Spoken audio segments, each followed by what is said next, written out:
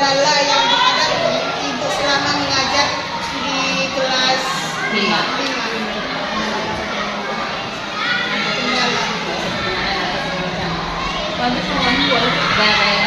Assalamualaikum warahmatullahi wabarakatuh. Waalaikumsalam warahmatullahi wabarakatuh. Tidak panjang lebar, nggak usah berterima, langsung saja. Jadi sebelum ibu menjawab pertanyaan yang apa yang ditanyakan adik-adik ini, lebih baik ibu perkenalkan diri. Tak kenal maka tak sayang, tak sayang maka tak cinta. Nah, jadi nama ibu adalah Hermalinda SPD.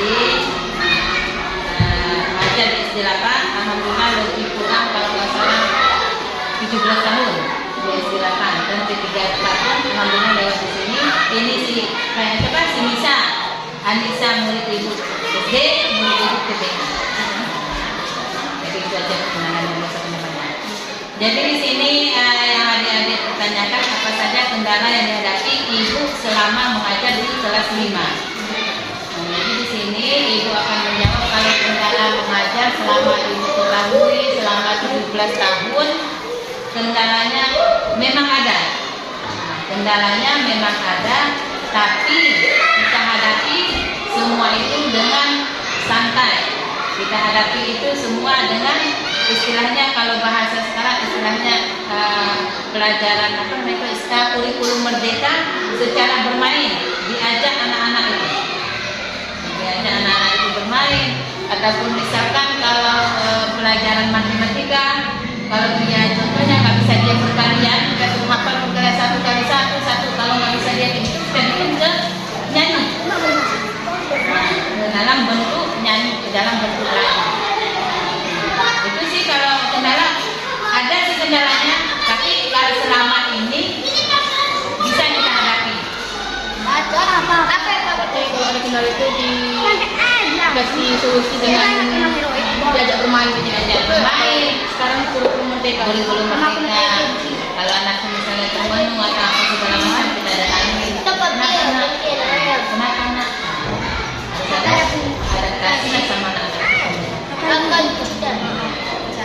Kita ada yang lain? Pertanyaan yang kedua adalah bagaimana cara guru membantu siswa dalam mengembangkan keterampilan sosial dan emosional. Nah, itu misalkan keterampilan, istilahnya kalau keterampilan itu gambar ya, menggambar, melukis, mewarnai. Jadi di situ kita ajak anak-anak, misalkan kita bikin kelompok. Nah, dalam kelas ibu ini misalkan 20 orang, satu kelompok kita bikin 4 kelompok lah. Jadi satu kelompok itu berapa? 5. Misalnya kelompok 1 nak, ini judulnya, tolong digambar. Kelompok 2 ini, kelompok 3 ini, kelompok 4 ini.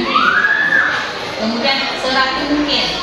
Misalkan kalau anak itu ada yang emosi, kita bujuk, panggil dia. Nggak boleh main berantas itu di depan umum, istilahnya di depan anak-anak semua. Nggak boleh, kita ajak. Itu dulu nama, kita tanya apa kesalahannya, apa kendalanya. Nah, lagi. Pertanyaan selanjutnya adalah bagaimana cara seorang guru dapat memotivasi siswa untuk belajar secara mandiri.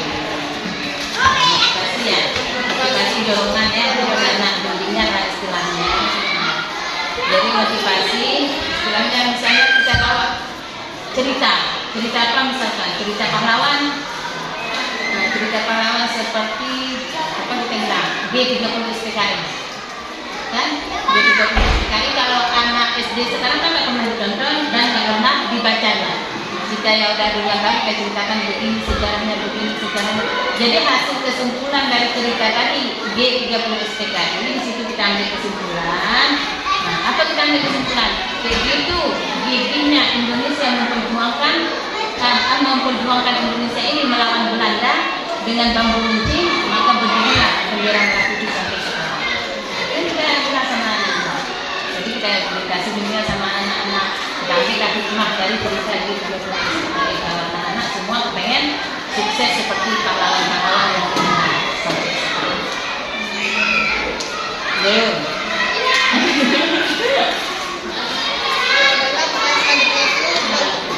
Bagaimana seorang guru membangun lingkungan belajar secara kondusif?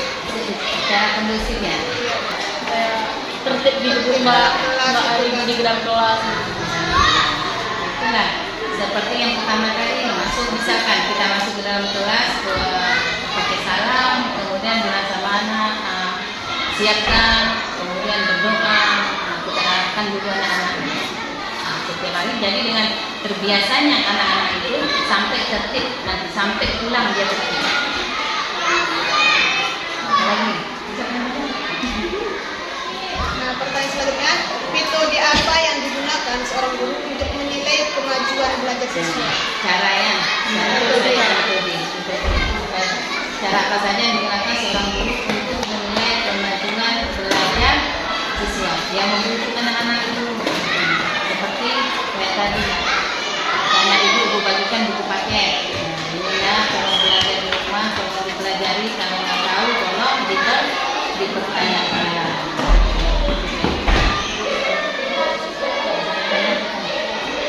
Selanjutnya, apa fungsi guru dalam pengembangan kurikulum? Pengembangan kurikulum zaman sekarang, kurikulum merdeka. Kalau kurikulum merdeka itu caranya dengan cara itulah, dengan cara bermain. Dengan cara bermain diajak anak-anak dulu. Kayak tadi misalkan ASEAN, contohnya, misalnya ASEAN. Kalau ASEAN sekarang ada 11 negara. Kalau dulu 10, sekarang 11 tambah Timur Leste, ya kan? Nah, coba anak-anak hafalkan dulu ASEAN. ASEAN ada 11. Apa aja? Nah, misalkan Filipina, Singapura, Malaysia, segala macam sampai 11 kan. Jadi anak-anak bosan. Jadi kita masukkan ke kurikulum merdeka. Bagaimana caranya? Dengan cara menyanyi. Bagaimana? Nah, ada Indonesia, Singapura, Malaysia, pokoknya nyanyi gitu lah. Nyanyi yang mudah dihafal anak. Jadi yang mudah diingat, seperti balonku ada 5, cicak-cicak di dinding, ada 11 negara yang anggota ASEAN. Pertama Indonesia, Malaysia, Filipina, Singapura. Jadi anak-anak itu mudah memahami kalau kurikulum sekarang. Cara mengajak. Jadi fungsinya tadi memang untuk mengapain anak-anak, mengapakan. Memberikan keleluasaan pada supaya mereka mengerti. Itulah fungsi dari memahami, itulah fungsinya.